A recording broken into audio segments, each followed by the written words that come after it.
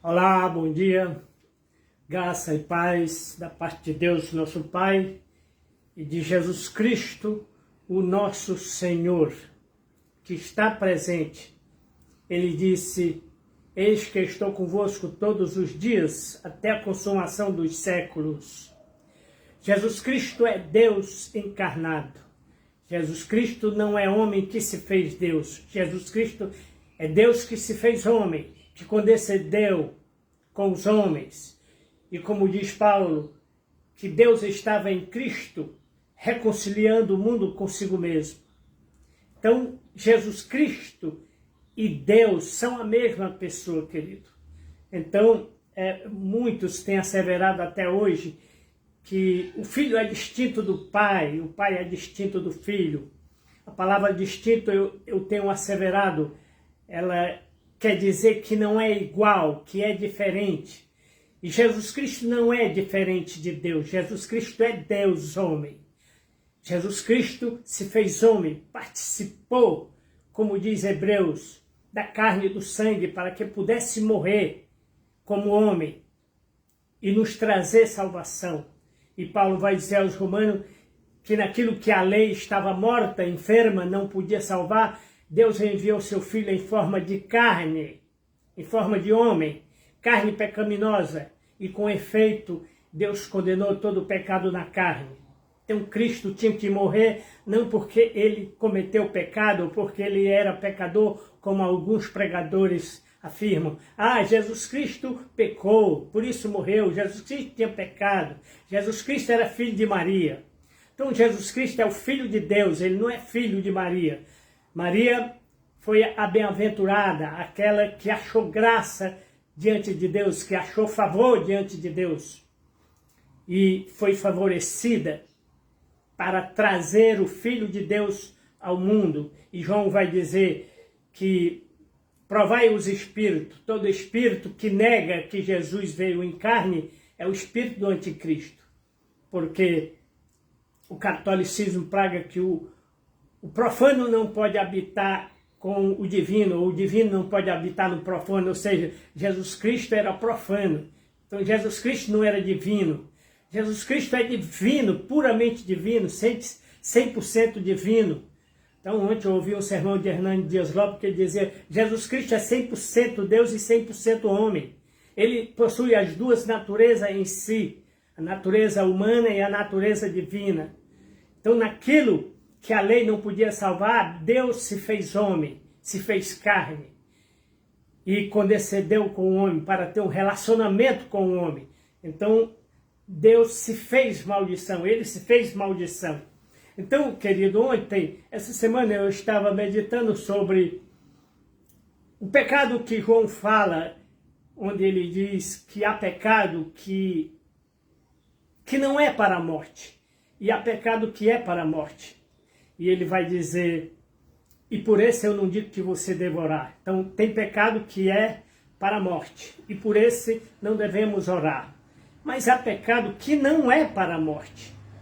Mas que pecado é este? Então vou deixar esse suspense para outro dia, porque eu quero falar do encontro de Jesus Cristo com Nicodemos em João, o Evangelho segundo escreveu São João, capítulo 3, né?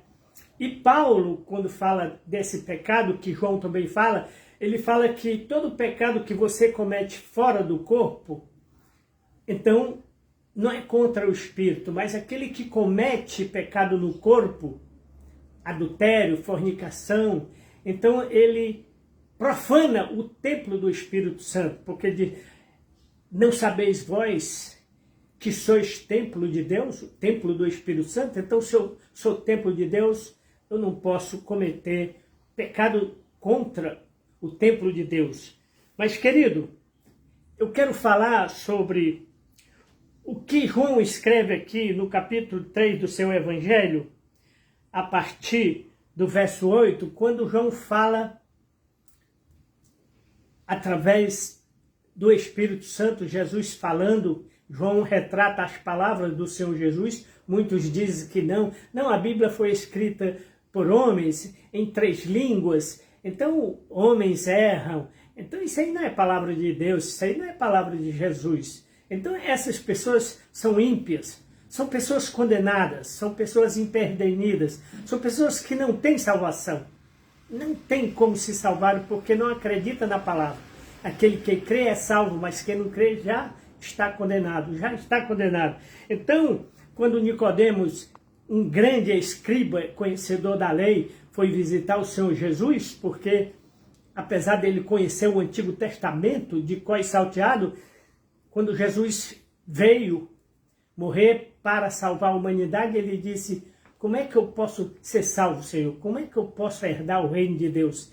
E Jesus vai dizer: você precisa nascer de novo, você precisa ser regenerado, você precisa ser lavado, meu querido, pela palavra de Deus, pela verdade de Deus. Então João escreve as palavras do Senhor Jesus, eu vou ler aqui na Bíblia NVI, Bíblia de Lutero, onde ele diz assim, verso 8, o vento sopra onde quer, você escuta, mas não pode dizer de onde ele vem, nem para onde ele vai.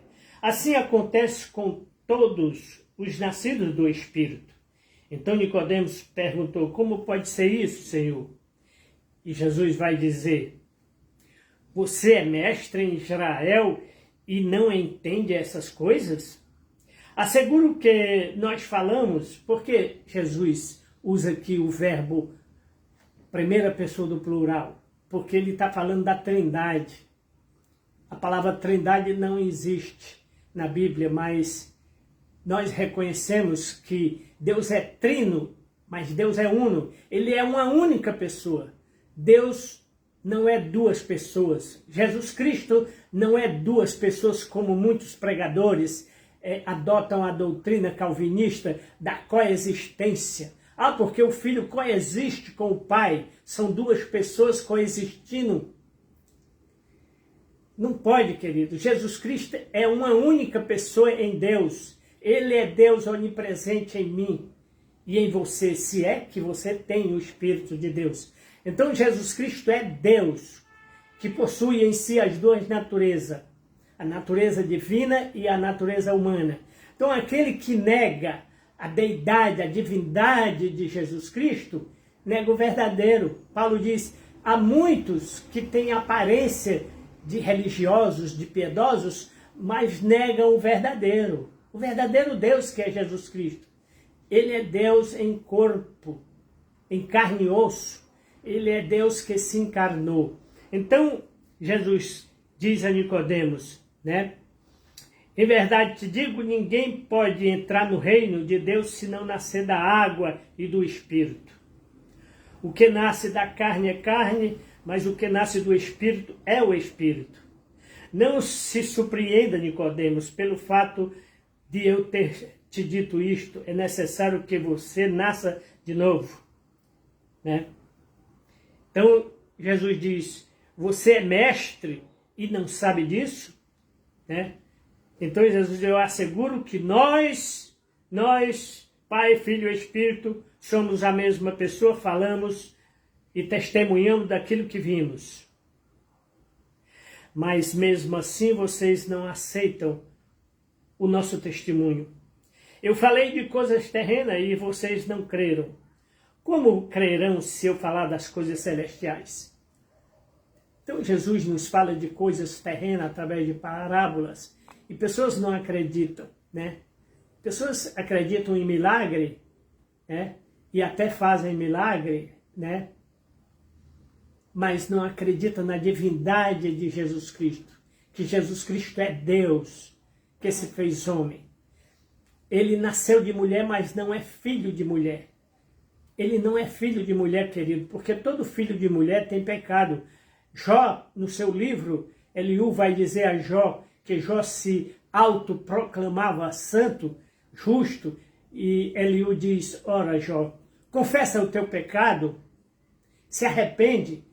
Qual filho de mulher não comete pecado? Qual é o homem que nasceu de mulher ou que é filho de mulher que não comete pecado? E João, na sua primeira epístola, vai dizer, se dissermos que não pecamos, somos mentirosos, a verdade não está em nós. Mas se confessarmos os nossos pecados, Ele é fiel e justo para nos perdoar os pecados e nos purificar de toda injustiça. Então nós pecamos todos os dias, não só por ações, mas por desações, como diz Tiago. Tiago vai dizer no seu livro, todo aquele que sabe que tem que praticar o bem, que fazer o bem, e não faz, peca. Então você não precisa praticar o mal para pecar. Basta você deixar de fazer o bem. Basta você esquecer de fazer o bem e já está pecando, meu querido.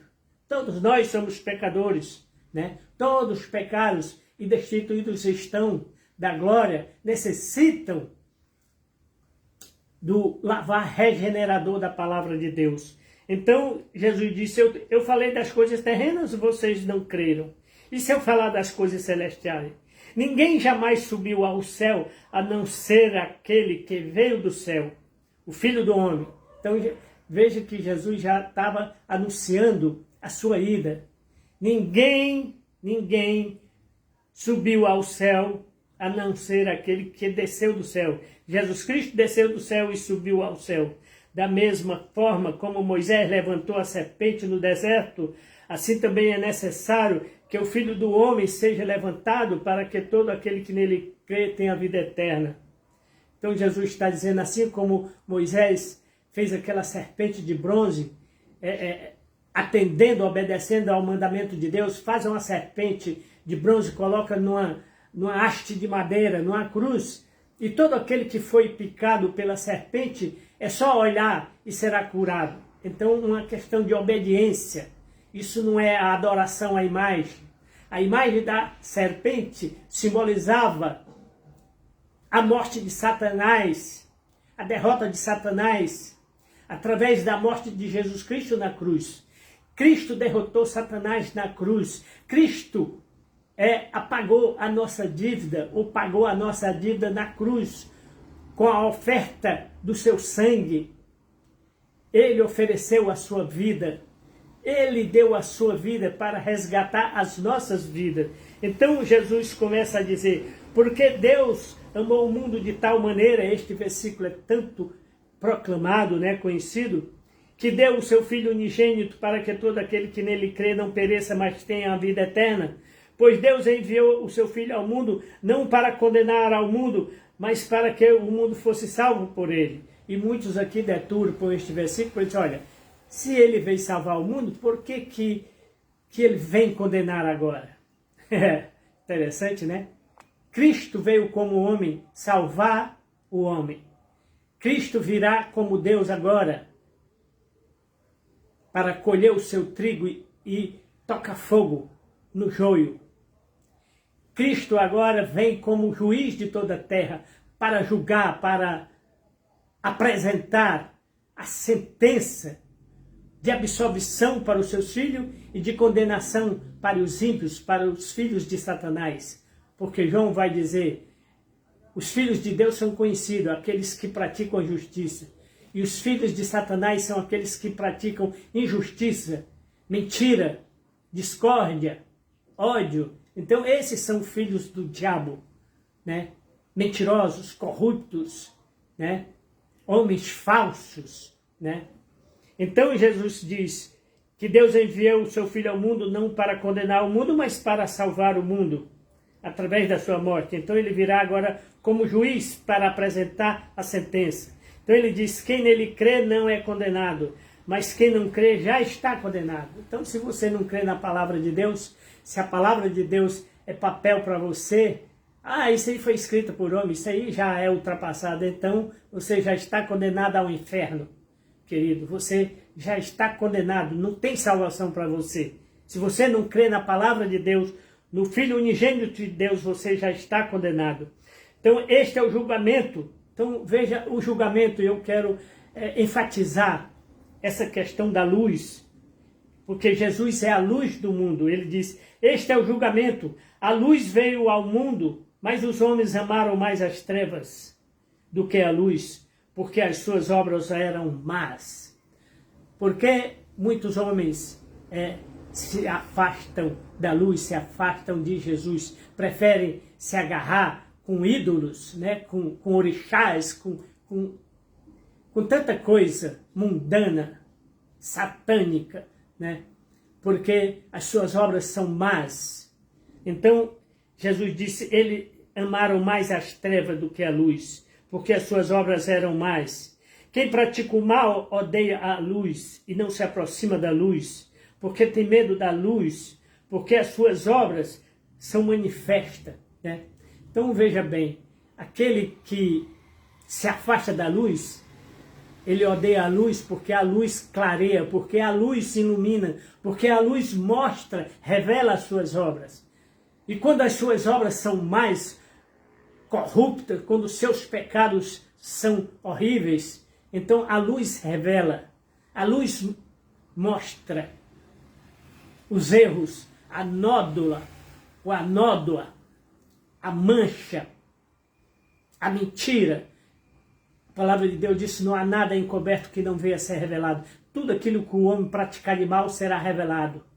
Então, se você ainda não se arrependeu das suas obras más, se você não colocou na cruz, não crucificou, como diz Paulo, porque eu estou crucificado com Cristo. A vida que agora vivo, vivo pela fé no Filho de Deus.